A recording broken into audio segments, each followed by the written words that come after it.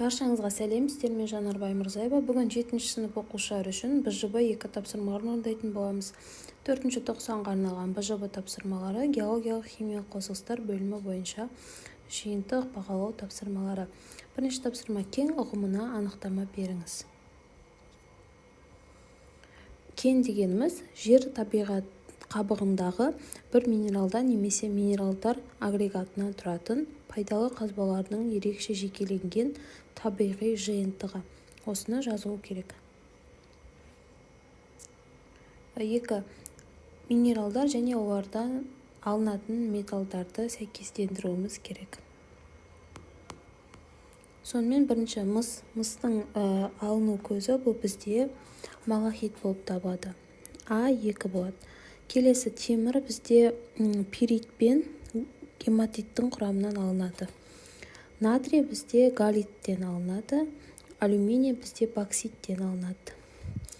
Қазақстанда көп бөлімде өндірілетін табиғи ресурсқа мысал келтіріп, оны өндіретін кен орнын анықтаңыз. Бұл бізде нөмірі 3-ші сұрақ.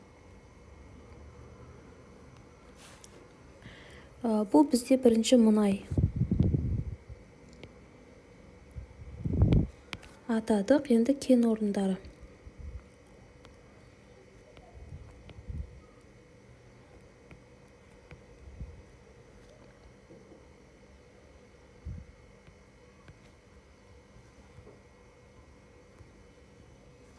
Қарашығанақ,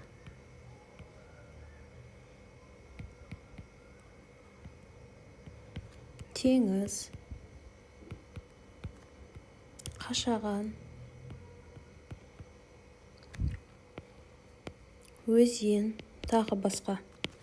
Келесі көмір бізде көп мөлшерде өндіріледі. Қарағанды,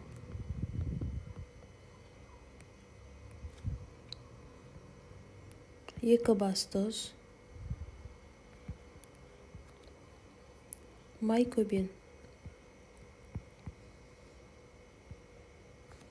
Келесі тас, табиғи газ.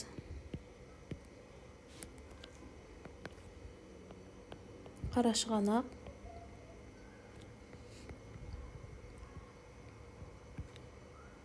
Жетібай, Қаламқас. Келесі орындайтынымыз нөмір 4-ші тапсырма. Ол тапсырма бойынша металды өндіру барысында оның қоршаған ортаға тигізетін әсерін сипаттаңыз дейді.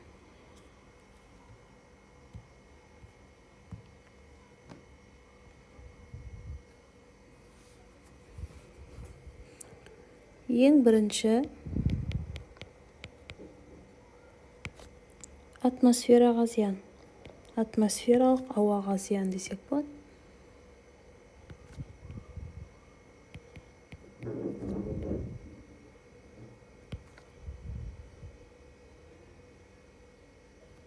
Бұл ластанған кезде халық денсаулығының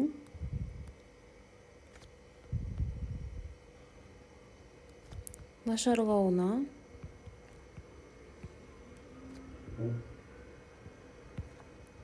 қоршаған ортаның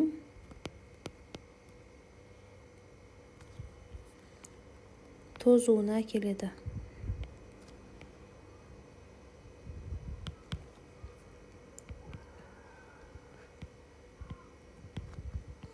Ауыл шаруашылық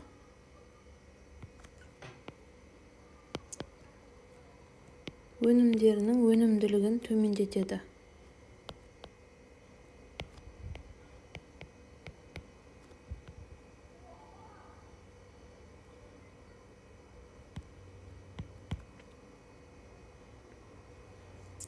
Сұрақтар болса, комментарий бөліміне қойып кетсеңіздер, жауап беретін боламын.